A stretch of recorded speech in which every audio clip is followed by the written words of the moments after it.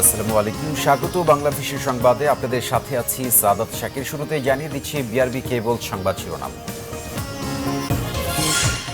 ঘূর্ণিঝড় ফণীর তাণ্ডবে লন্ডভন্ড ভারতের ভুবনেশ্বর, উড়িষ্যা ও পুরী ১০০ কিলোমিটার বেগে রাতে ঢুকতে পারে বাংলাদেশে। ফণীর প্রভাবে রাজধানী সহ দেশের বিভিন্ন এলাকায় বৃষ্টিপাত, দুর্যোগ মোকাবেলায় সারা দেশে বিশেষ প্রস্তুতি। জাতীয় বিশ্ববিদ্যালয়ে শনিবারের সকল পরীক্ষা স্থগিত। বিএনপি নোংরা রাজনীতি করছে অভিযোগ হানিফের। বিএনপির নির্বাচিতদের শপথ নেওয়ার সঠিক সিদ্ধান্ত, মন্তব্য বিএনপি নেতাদের।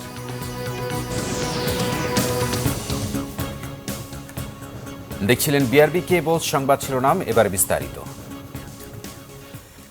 ঘূর্ণিঝড় ফণী ভারতের উড়িষ্যা উপকূল অতিক্রম করে মাঝরাত নাগাদ বাংলাদেশের খুলনা ও বরিশাল উপকূল অঞ্চলে অবস্থান করবে বলে জানিয়েছে আবহাওয়া অফিস। ফণী যখন বাংলাদেশ অতিক্রম করবে তখন সারা দেশে ঝোড়ো হাওয়া সহ ভারী বৃষ্টি বর্ষণ হতে পারে। এদিকে ঘূর্ণিঝড় ফণীর প্রভাবে যে কোনো ধরনের ক্ষয়ক্ষতি মোকাবেলায় সব ধরনের প্রস্তুতি নেওয়া হয়েছে বলে জানিয়েছে দুর্যোগ ব্যবস্থাপনা মন্ত্রণালয়। বঙ্গোপসাগরে সৃষ্ট অতি প্রবল ঘূর্ণিঝড় ফণী সকাল ৯টার দিকে পুরী দিয়ে ভারতের উড়িষ্যা উপকূলে আঘাত হেনেছে। বাতাসে তখন গতিবেগ ছিল ঘন্টায় ১৭৫ থেকে ২০০ কিলোমিটার। আবহাওয়া অফিস বলছে, ঘূর্ণিঝড়টি ধীরে ধীরে পশ্চিমবঙ্গ হয়ে বাংলাদেশের দক্ষিণ পশ্চিম উপকূলীয় অঞ্চলের দিকে এগিয়ে আসছে। খুলনা ও বরিশালের উপকূলীয় অঞ্চলে শুক্রবার সকাল থেকেই ফণীর অগ্রবর্তী অংশের প্রভাব শুরু হয়েছে। সবগুলোকে আমরা ৭ নম্বর বিপদ সংকেত দেখাতে বলেছি। এছাড়া চট্টগ্রাম সমুদ্র বন্দরকে আমরা ৬ নম্বর বিপদ সংকেত দেখিয়ে যেতে বলেছি। ঠিক আছে, বাংলাদেশে যেই গতিতে এই সাইক্লোনটি আসবে সেটি ১৪০ থেকে ৫০, ঠিক আছে, ১৪০ থেকে ৫০। অতএব এই ক্ষেত্রে এটি একটি প্রবল ঘূর্ণিঝড় হিসেবেই আঘাত হানতে পারে। সব জায়গায় তো আর একই গতি হবে না, তো সর্বোচ্চ ১৪০ থেকে ৫০ আর সর্বনিম্ন ৮০ থেকে ৯০। বাংলাদেশের খুলনা এবং দক্ষিণ পশ্চিমাঞ্চলে আজকে মাঝরাত নাগাদ এটি পৌঁছাতে পারে। এদিকে দুর্যোগ ব্যবস্থাপনা মন্ত্রণালয়ের পক্ষ থেকে বলা হয়েছে, ফণীর প্রভাবে উপকূলীয় অঞ্চলে জলোচ্ছ্বাস হতে পারে, যার উচ্চতা পৌঁছাতে পারে ৫ থেকে ৬ ফুট পর্যন্ত।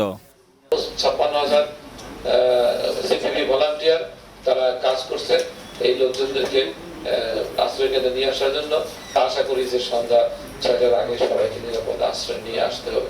এবং এবার আশ্রয় কেন্দ্রের মুভমেন্টের সব যে জিনিসটা আমরা পরিচালিত করছি বা মাঠ থেকে যে রিপোর্টে এসেছে, অন্য সময় যে অনীহা প্রকাশ করতো, এবার কিন্তু স্বতঃস্ফূর্তভাবে তারা আশ্রয় কেন্দ্রে চলে আসতেছে। এতে আমরা মনে করি যে আমরা একটি জীবনও হারাবো না এবং আশ্রয় কেন্দ্রে যারা আশ্রয় নেবে তাদের খাদ্যের ব্যবস্থা, তাদের স্যানিটেশনের ব্যবস্থা, সুপের পানির ব্যবস্থা এবং সিভিল সার্জনদের মাধ্যমে ওয়াটার পিউরিফিকেশন ট্যাবলেট সহ অনেকগুলো হেলথ টিম করা হয়েছে ডাক্তারদের নিয়ে, তারাও কাজ করবে। কাজে কোনো রোগ শোকেরও প্রাদুর্ভাব হওয়ার সম্ভাবনা নাই। উপকূলীয় এলাকার জনসাধারণকে সতর্ক থাকতে এবং আশ্রয়কেন্দ্রে যাওয়ার আহ্বান জানিয়েছে কর্তৃপক্ষ। আহমেদ সরওয়ার, বাংলা ভিশন, ঢাকা। দর্শক, ঘূর্ণিঝড় ফণীর অবস্থান জানাতে নিয়মিত ব্রিফ করছে আবহাওয়া অধিদপ্তর। সেখানে আছেন আমাদের সহকর্মী সিনিয়র রিপোর্টার ইমরুল কায়েস। সরাসরি তিনি যোগ দিচ্ছেন আমাদের সাথে। ফণীর ব্যাপারে, ফণীর অবস্থান সম্পর্কে সবশেষ কি তথ্য দিয়েছে আবহাওয়া অধিদপ্তর? কায়েস।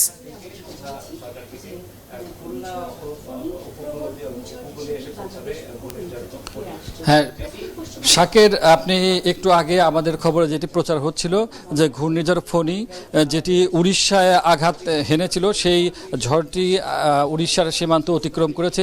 এটি এখন পশ্চিমবঙ্গ দিয়ে বাংলাদেশের দিকে আসলে ধাবিত হচ্ছে। বিশেষ করে বাংলাদেশের খুলনা এবং সাতক্ষীরা অঞ্চলে সন্ধ্যা ৬টা নাগাদ এটি আঘাত হানবে বলে বলা হয়েছে।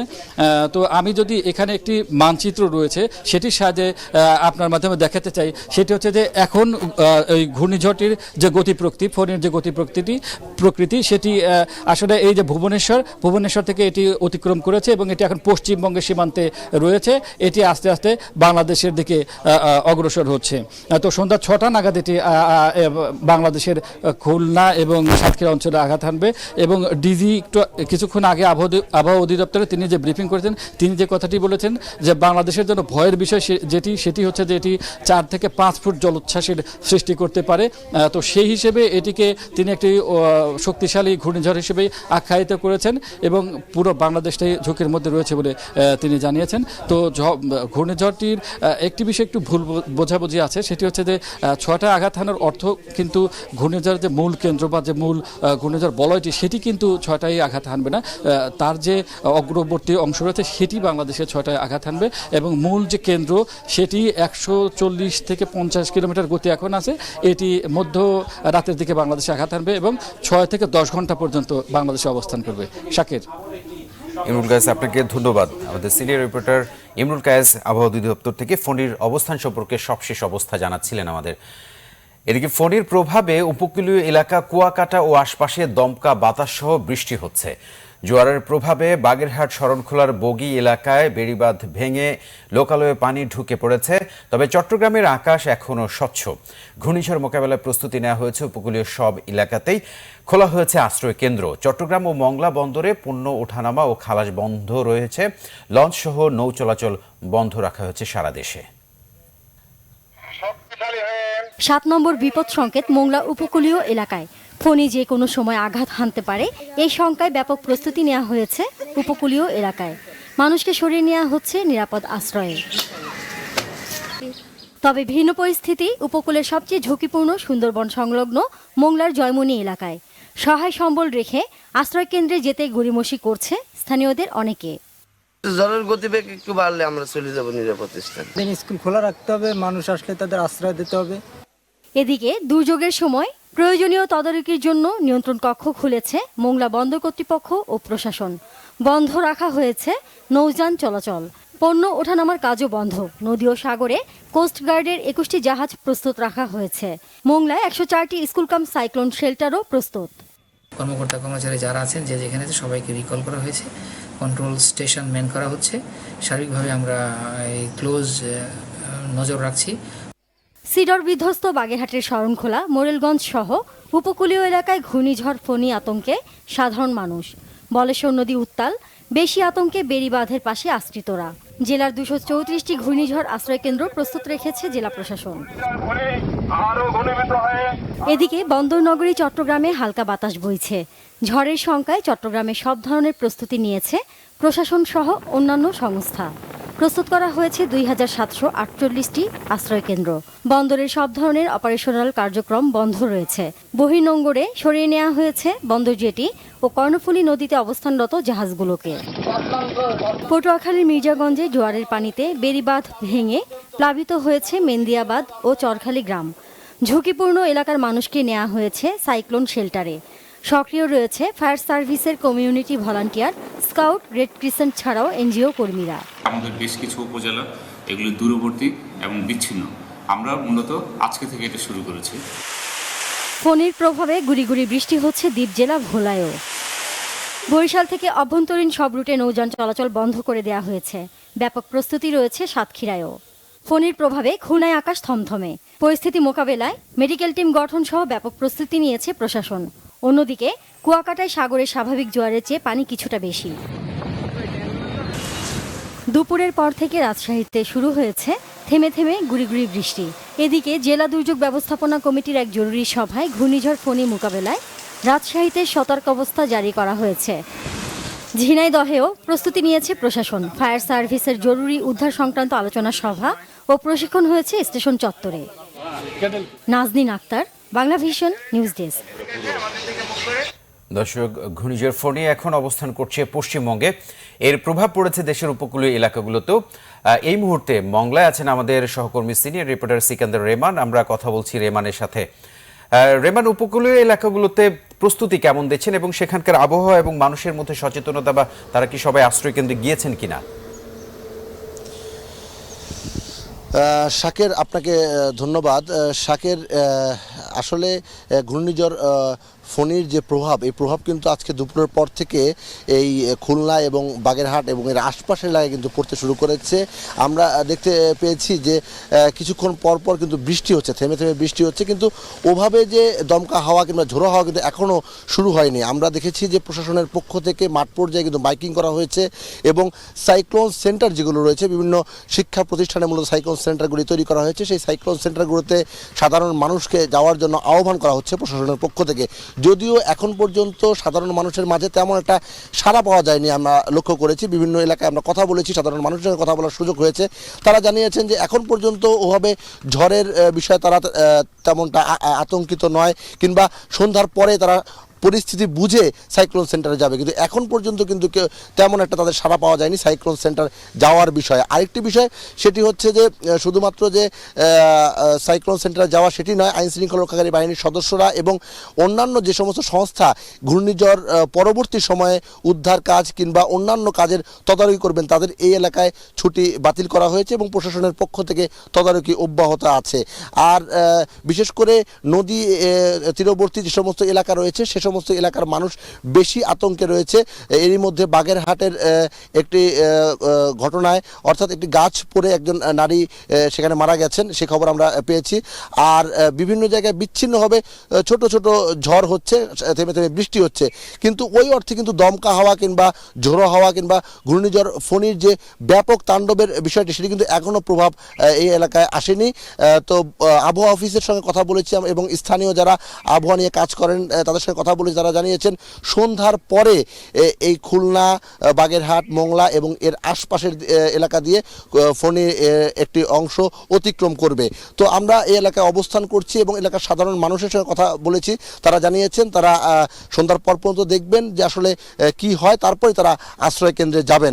যদিও সন্ধ্যা হতে আর তেমন বাকি নেই, 5:15 এর মধ্যে বেজে গেছে। তো আসলে সামনের সময়টুকু আমরা এখানে দেখতে চাচ্ছি আসলে কি হয়। এবং প্রশাসনও বারবার কিন্তু বলছে, গণমাধ্যমের মাধ্যমে তারা জানিয়েছেন যে যারা উপকূলীয় এলাকায় আছে তাদেরকে দ্রুততম সময়ের মধ্যে নিরাপদ আশ্রয়ে যাওয়ার জন্য। রেমান, ধন্যবাদ আপনাকে। দুর্যোগ নিয়ে এবার অন্যান্য রাজনৈতিক প্রসঙ্গ। দুর্যোগ নিয়ে বিএনপি নোংরা রাজনীতি করছে বলে অভিযোগ করেছেন আওয়ামী লীগের ভারপ্রাপ্ত সাধারণ সম্পাদক মাহবুবুল আলম হানিফ। দলীয় সভাপতির ধানমন্ডি কার্যালয়ে সম্পাদক মণ্ডলীর জরুরি সভা শেষে তিনি এই অভিযোগ করেন। মাহবুবুল আলম হানিফ বলেন, বিএনপি পাগলের প্রলাপ বকছে, এই দুর্যোগকে কেন্দ্র করেও নোংরা রাজনীতি করছে।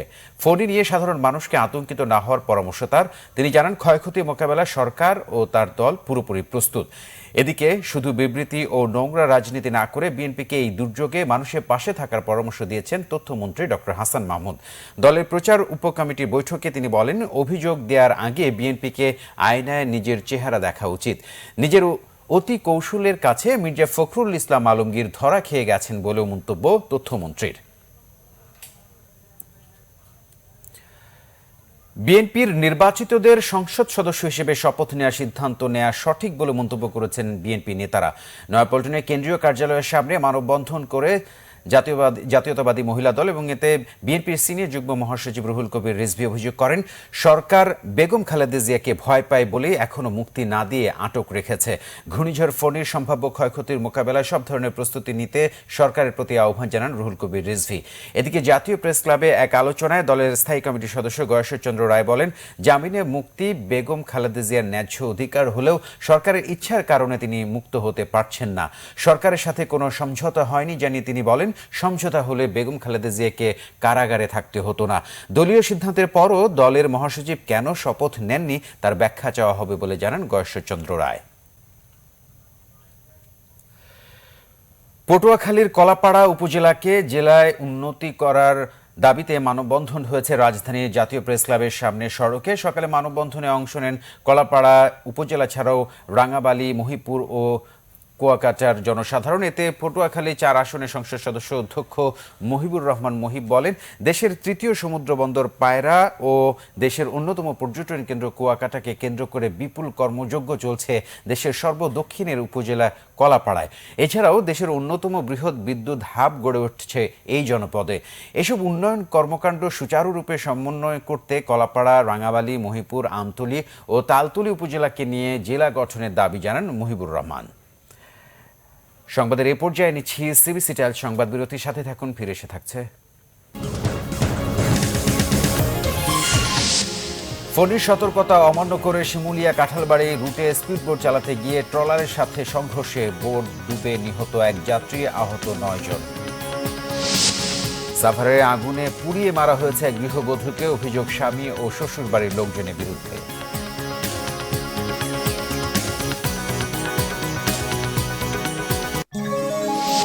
আপনারা দেখছেন বাংলা ভিশন সংবাদ।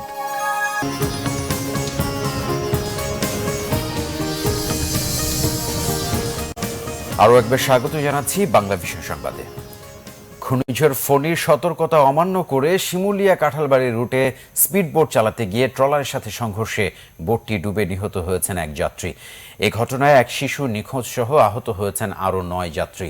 ঘূর্ণিঝড় ফণির কারণে বৃহস্পতিবার দুপুর 12:30 থেকে শিমুলিয়া কাঁঠালবাড়ি রুটের লঞ্চ ও স্পিডবোট চলাচল বন্ধ ঘোষণা করে বিআইডব্লিউটিএ। লঞ্চ চলাচলের সম্পূর্ণ বন্ধ থাকলেও শিমুলিয়া পাড় থেকে গভীর রাত পর্যন্ত স্পিডবোট চলাচল করতে দেখা যায়। এতে যাত্রীর চাপ আরও বেড়ে গেলে সুযোগ নেয় স্পিডবোট চালকরা। রাত 8:30টার দিকে শিমুলিয়া ঘাট থেকে 20 যাত্রী নিয়ে আলামিন নামের স্পিডবোট চালক কাঁঠালবাড়ি ঘাটে রওনা দেয়। বোটটি কাঁঠালবাড়ি 4 নম্বর ফেরি ঘাট এলাকায় গেলে বিপরীতমুখী ট্রলারের সাথে ধাক্কা লেগে ডুবে যায়। এতে আহত হয় 10 যাত্রী। এদের মধ্যে 3 জনকে স্থানীয় স্বাস্থ্য কমপ্লেক্সে নিয়ে গেলে মুরাদ নামের এক যাত্রী চিকিৎসাধীন অবস্থায় মারা যান। এছাড়াও আমির হামজা নামের এক শিশু নিখোঁজ রয়েছে। সাভারে হাসিনা বেগম নামের এক গৃহবধূকে আগুন দিয়ে পুড়িয়ে হত্যার অভিযোগ উঠেছে স্বামী ও শ্বশুরবাড়ির লোকজনের বিরুদ্ধে। এ ঘটনার পর স্বামী ও শ্বশুরবাড়ির লোকজন পলাতক রয়েছে। সাভার পৌর এলাকার উলাইলের কর্ণপাড়ায় এ হত্যাকাণ্ড ঘটে। নিহত হাসিনা এক সন্তানের জননী। তার বাবা আব্দুল জলিল অভিযোগ করেন, গতকাল দুপুরে ঝগড়ার জেরে তার মেয়েকে সারা শরীরে কেরোসিন ঢেলে আগুন ধরিয়ে দেন স্বামী নূর আলম ও শাশুড়ি। পরে তাকে স্থানীয়রা উদ্ধার করে সাভারের এনাম মেডিকেল কলেজ হাসপাতালে ভর্তি করলে শুক্রবার দুপুরে চিকিৎসাধীন অবস্থায় সে মারা যান। এ ঘটনার পর থেকে স্বামী ও শ্বশুরবাড়ির লোকজন ঘরে তালা ঝুলিয়ে পালিয়েছে। পরে পুলিশ লাশ ময়নাতদন্তের জন্য রাজধানীর সোহরাওয়ার্দী হাসপাতালে পাঠায়। তবে প্রত্যক্ষদর্শীরা জানিয়েছেন, নিহত ওই গৃহবধূ নিজেই নিজের শরীরে আগুন দিয়েছেন। নিহতের বাবা সাভার মডেল থানায় একটি হত্যা মামলা করেছেন। দেশের বিভিন্ন স্থানে সড়ক দুর্ঘটনায় নিহত হয়েছে 7 জন, আহত হয়েছে 2 জন। বাগেরহাটের ফকিরহাটে নোয়াপাড়া শহীদ স্মৃতি মহাবিদ্যালয়ের সামনে সড়ক দুর্ঘটনায় নিহত হয় 2 জন। পুলিশ জানায়, সকালে বাগেরহাট থেকে ঢাকার উদ্দেশ্যে ছেড়ে আসা দিগন্ত পরিবহনের একটি বাস নোয়াপাড়া এলাকায় পৌঁছলে বিপরীত দিক থেকে আসা একটি মাইক্রোবাসের সাথে মুখোমুখি সংঘর্ষ হয়। এতে ঘটনাস্থলে মাইক্রোবাসের 1 জন নিহত হন। আহতদের উদ্ধার করে রূপসার তিলকের আব্দুল ওয়াদুদ মেমোরিয়াল হাসপাতালে নেওয়া হলে সেখানে মারা যান আরও 1 জন। তাদের কারোরই পরিচয় এখনও জানাতে পারেনি পুলিশ। এদিকে দিগন্ত পরিবহনের বাসটি আটক করলেও এর চালক পালিয়ে গেছে বলে জানায় পুলিশ। অন্যদিকে নীলফামারীর সৈয়দপুরের ওয়াবদা মোড় এলাকায় বাসের ধাক্কায় ইজি বাইকের চালক সহ 3 জন নিহত হয়েছে। পুলিশ জানায়, নিহতরা হলেন ইজি বাইকের চালক মিন্টু হোসেন, 2 যাত্রী আফতাব হোসেন ও আব্দুর রহিম। তারা সৈয়দপুরের উত্তরা আবাসনের বাসিন্দা। ঘটনার পর বিক্ষুব্ধ এলাকাবাসী নীলফামারী সৈয়দপুর সড়ক প্রায় 2 ঘন্টা অবরোধ করে রাখেন। এছাড়া সড়ক দুর্ঘটনায় সিরাজগঞ্জের উল্লাপাড়ায় 2 জন নিহত ও 1 জন আহত হয়েছে। দুপক্ষের গোলাগুলিতে ঝিনাইদহের কোটচাঁদপুরে 1 জন ও কুমিল্লায় 1 জন নিহত হয়েছে। আইনশৃঙ্খলা বাহিনীর দাবি, নিহত ব্যক্তিরা মাদক ব্যবসায়ী। ঝিনাইদহের কোটচাঁদপুরের কাকমারি এলাকায় গতরাতে গোলাগুলি ঘটনা ঘটে। পুলিশ জানায়, দুদল মাদক ব্যবসায়ীদের গোলাগুলিতে নিহত হয়েছে ডাবলু নামে এক মাদক ব্যবসায়ী। সে উপজেলার রেল স্টেশন পাড়ার আফতাব আলীর ছেলে। তার বিরুদ্ধে অস্ত্র, চাঁদাবাজি সহ 15টি মামলা রয়েছে বলে জানায় পুলিশ। অন্যদিকে কুমিল্লায় গুলিতে 1 ব্যক্তি নিহত হয়েছে। বিজিবির দাবি, নিহত ব্যক্তি মাদক ব্যবসায়ী। শুক্রবার ভোরে সদর উপজেলার গোলাবাড়ি সীমান্ত এলাকায় গোলাগুলির এই ঘটনা ঘটে। তবে নিহতের পরিচয় জানাতে পারেনি বিজিবি। এবারে দেশের আরো কিছু খবর নিয়ে দেখুন একটি ডেস্ক রিপোর্ট। কুড়িগ্রাম প্রেস ক্লাবের 51তম প্রতিষ্ঠা বার্ষিকী উপলক্ষে জেলার উন্নয়ন ভাবনা ও নির্বাচিত সংসদ সদস্যদের সংবর্ধনা দেওয়া হয়েছে। অনুষ্ঠানে প্রধান অতিথি ছিলেন পরিকল্পনা মন্ত্রী এম এ মান্নান, এমপি আসলাম হোসেন সওদাগর, পনির উদ্দিন আহমেদ, অধ্যাপক এম এ মতিন ও জেলা প্রশাসক সুলতানা পারভিন উপস্থিত ছিলেন। নাটোরের সিংড়ায় বিনামূল্যে চক্ষু ক্যাম্পের উদ্বোধন করেছেন তথ্য ও যোগাযোগ প্রযুক্তি প্রতিমন্ত্রী জুনায়েদ আহমেদ পলক। সকালে Singra Damdama pilot school and college মাঠে দিনব্যাপী এ চক্ষু শিবিরে হাজারো মানুষ চিকিৎসা নেন। পরে উপজেলা স্বাস্থ্য কমপ্লেক্সে রোগীদের সাথে সাক্ষাৎ করেন জুনায়েদ আহমেদ পলক। হবিগঞ্জের বানিয়াচংয়ের বিথঙ্গল আখড়া বাজার ও পুলিশ ফাঁড়ি সহ ৩৫৫টি পরিবারকে নতুন বিদ্যুৎ সংযোগ দেওয়া হয়েছে। ৩১ লাখ টাকা ব্যয়ে ওই বিদ্যুৎ সংযোগ দেওয়া হয়। সকালে এর উদ্বোধন করেন হবিগঞ্জ ২ আসনের সংসদ সদস্য অ্যাডভোকেট মোহাম্মদ আব্দুল মজিদ খান। গাজীপুরের তারগাছ এলাকায় স্বাস্থ্য ও পরিবার পরিকল্পনা মেলা অনুষ্ঠিত হয়েছে। সকালে কেয়ার বাংলাদেশ সেবা নারী ও শিশু কল্যাণ কেন্দ্র সংস্থার উদ্যোগে ও হ্যালো প্লাস প্রকল্পের সহযোগিতায় শহীদ আহসানুল্লাহ মাস্টার উচ্চ বিদ্যালয় মাঠে এ মেলা হয়। দিনব্যাপী এ মেলা উপলক্ষে আলোচনা সভাও হয়। শেষে সরকারি ও বেসরকারি 10টি সংস্থার সাথে কেয়ার বাংলাদেশ এবং স্বাস্থ্য উন্নয়ন কমিটির সঙ্গে স্বাস্থ্যসেবা বিষয়ে চুক্তি সই হয়। নেত্রকোনার কলমাকান্দায় রাস্তা সংস্কার কাজে নিম্নমানের সামগ্রী ব্যবহারের প্রতিবাদে মানববন্ধন এবং বিক্ষোভ করেছে হরিপুরবাসী। সকালে হরিপুরের প্রধান সড়কে এই কর্মসূচি হয়। গাইবান্ধার গোবিন্দগঞ্জে সেচ পাম্প মালিক সমিতির সদস্য আমিনুল ইসলামের হত্যাকারীদের বিচার দাবিতে মানববন্ধন করেছে এলাকাবাসী। সকালে উপজেলার বাসুদেবপুর বাজারে ঘণ্টাব্যাপী এ মানববন্ধন হয়। 3 দিনব্যাপী প্রেসিডেন্ট কাপ গলফ টুর্নামেন্ট শুরু হয়েছে রংপুরে। সকালে Rangpur golf and country club মাঠে টুর্নামেন্টে অংশ নিয়েছে বিভিন্ন ক্লাবের শতাধিক গলফার। খেলার উদ্বোধন করেন 66 পদাতিক ডিভিশনের GOC area commander major general Mohammad Nazrul Islam. Nasrin Giti, Bangla Vision news desk. দর্শক, আমরা সংবাদ শেষ করব। বিআরবি কেবল শিরোনামগুলো একবার জানি। ঘূর্ণিঝড় ফণীর তাণ্ডবে লন্ডভন্ড ভারতের ভুবনেশ্বর, উড়িষ্যা ও পুরী 100 কিলোমিটার বেগে মধ্যরাতে ঢুকতে পারে বাংলাদেশে। ফণীর প্রভাবে রাজধানী সহ দেশের বিভিন্ন এলাকায় বৃষ্টিপাত, দুর্যোগ মোকাবেলায় সারা দেশে বিশেষ প্রস্তুতি। জাতীয় বিশ্ববিদ্যালয়ের শনিবারের সকল পরীক্ষা স্থগিত। বিএনপি নোংরা রাজনীতি করছে অভিযোগ হানিফের। বিএনপির নির্বাচিতদের শপথ নেওয়া সঠিক সিদ্ধান্ত, মন্তব্য বিএনপি নেতাদের।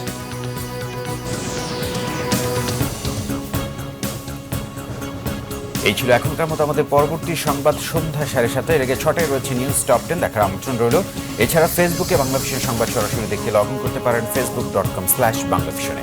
ধন্যবাদ এতক্ষণ সাথে থাকার জন্য।